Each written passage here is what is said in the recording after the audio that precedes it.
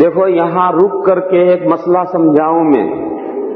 وہ ایک مسئلہ ہے ایسا کہ اس میں آج کل عربوں میں اور غیر عربوں میں اس مسئلے میں بڑا اختلاف ہو رہا ہے. اس مسئلے کو میں سمجھاؤں، آپ حضرات کو سمجھ لیں اسے. عربوں کو اس پر بہت زیادہ اصرار ہے کہ سلام کے بعد کوئی دعا مت مانگو. چنانچہ آپ حج کے لیے تشریف لے جاتے ہوں گے تو حرمین شریفین میں بھی نمازوں کے بعد سلام پھیرنے کے بعد ائمہ کوئی دعا نہیں مانگتے. حرمین شریفین کے علاوہ جو عربوں کی دوسری مسجدیں ہیں ان مسجدوں میں بھی آپ کہیں بھی نماز پڑھیں گے اور کسی عرب ملک کے اندر تو عام طور پر آپ یہ دیکھیں گے کہ وہ سلام کے بعد دعا نہیں مانگتے.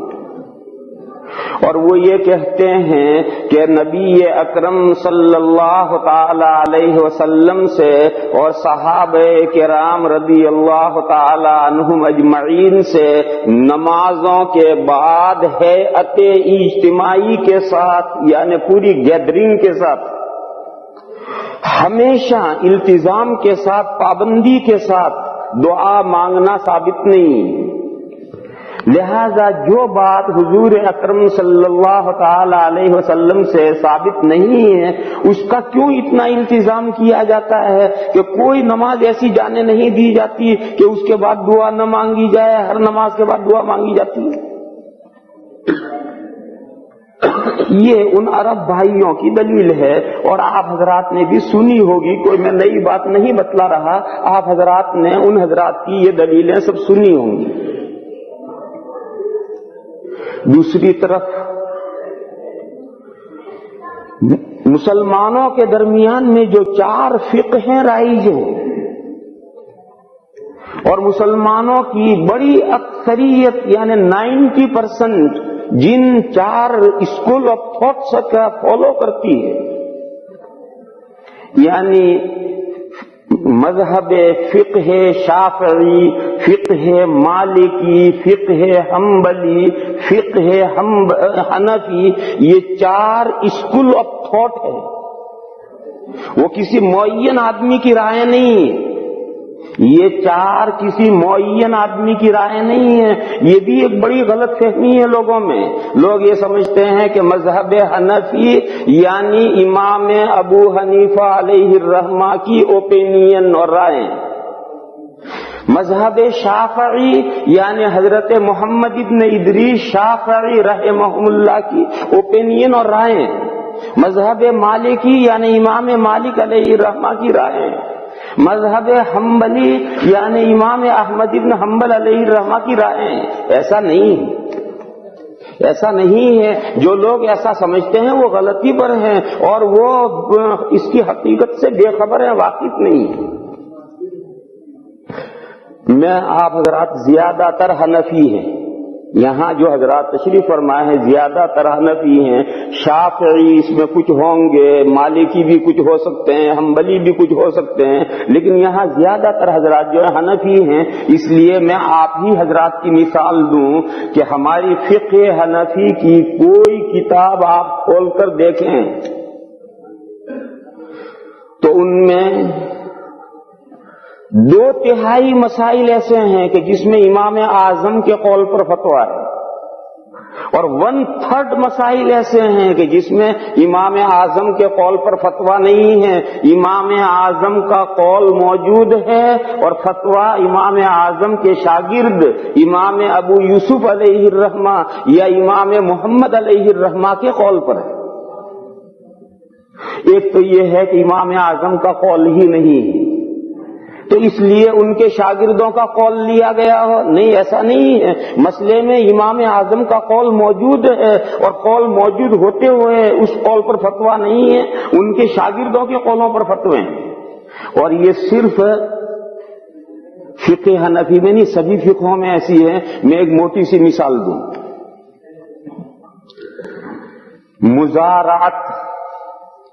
مزارعت کے معنی ہیں اپنی زمین کسی کو بٹائی پر دینا.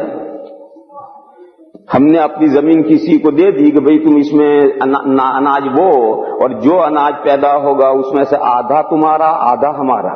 یا 2/3 تمہارا 1/3 ہمارا، یا 3/4 تمہارا 1/4 ہمارا. یہ بٹائی مانے ڈیوائڈ کرنا، تقسیم کرنا. بٹائی کے معنی تقسیم کرنا، یعنی جو پیداوار ہوگی اسی کو تقسیم کر کے اتنی تمہاری اتنی ہماری. یہ مزارعت امام اعظم کہتے ہیں جائز نہیں. امام شافعی علیہ الرحمہ فرماتے ہیں جائز نہیں. امام اعظم کے نزدیک بھی مزارعت جائز نہیں ہے، امام شافعی علیہ الرحمہ کے یہاں بھی مزارعت جائز نہیں. مگر فقہ حنفی میں فتویٰ امام اعظم کے قول پر نہیں ہے، صاحبین کے قول پر ہے، اور صاحبین کے یہاں مزارعت جائز ہے. اور امام شافعی علیہ الرحمہ کی فقہ میں امام شافعی علیہ الرحمہ کے قول پر فتویٰ نہیں ہے، بلکہ ان کے ایک شاگرد ہیں بویطی رحمت اللہ علیہ. امام شافعی علیہ الرحمہ کے شاگرد ہیں بویطی. تو میں یہ کہہ رہا تھا کہ بویطی رحمت اللہ علیہ جو امام شافعی علیہ الرحمہ کے شاگرد ہیں انہوں نے اسے جائز کہا. اب بعد کے جو احناف آئے اور بعد کے جو فقہا آئے انہوں نے قرآن و حدیث کو سامنے رکھ کر کے ان اقوال کو تولا کہ کس کا قول قرآن و حدیث سے مدلل ہے. تو فقہ حنفی میں قرآن و حدیث سے زیادہ مؤید اور مبرہن اور مدلل قول امام صاحبین رحمہم اللہ کا نکلا. تو حنفی تمام دنیا کے احناف نے اس مسئلے میں امام اعظم کے قول پر فتویٰ نہیں دیا، صاحبین کے قول پر فتویٰ دیا. اسی طرح حضرات شوافی جو بعد میں شوافی آئے انہوں نے بھی اس مسئلے پر غور کیا کہ قرآن و حدیث سے کس کا قول زیادہ مبرہن ہے اور مؤید ہے. تو ان کے غور کرنے کے بعد یہ نتیجہ نکلا کہ امام شافعی علیہ الرحمہ کی جو شاگرد بویطی رحمت اللہ علیہ ہیں ان کا قول قرآن و حدیث سے زیادہ مدلل ہے اور زیادہ نزدیک ہے. تو شوافی نے بھی امام شافعی علیہ الرحمہ کے قول پر فتویٰ دیے.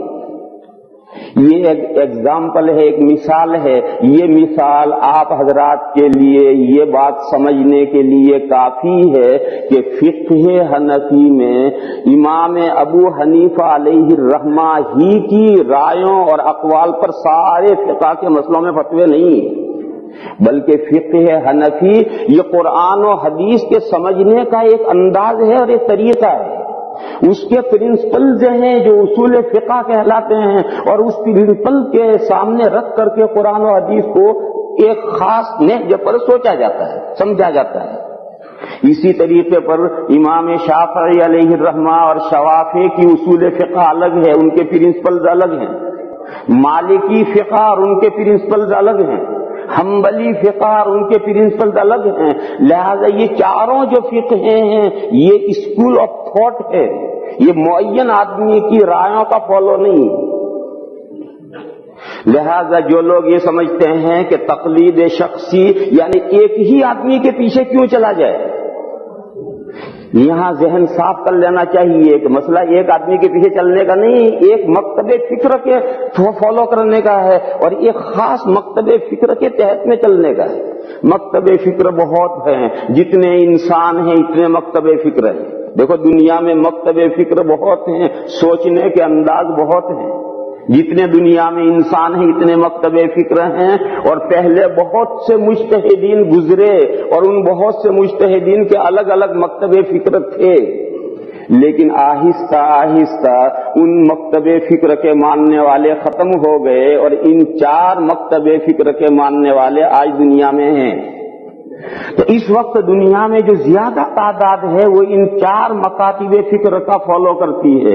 ان چاروں فقہوں کی کتابوں میں یہ مسئلہ لکھا ہے، ہماری فقہ میں بھی لکھا ہے، شوافی کے یہاں بھی ہے، حنابلہ کے یہاں بھی ہے، مالکیہ کے یہاں بھی ہے کہ نمازوں کے بعد سلام پھیرنے کے بعد جماعت کا سب کا جماعت کا دعا مانگنا حسن ہے. حسن ہے، سنت نہیں. سنت لفظ استعمال نہیں کیا بلکہ حسن لفظ استعمال کیا ہے. حسن یعنی اچھا ہے.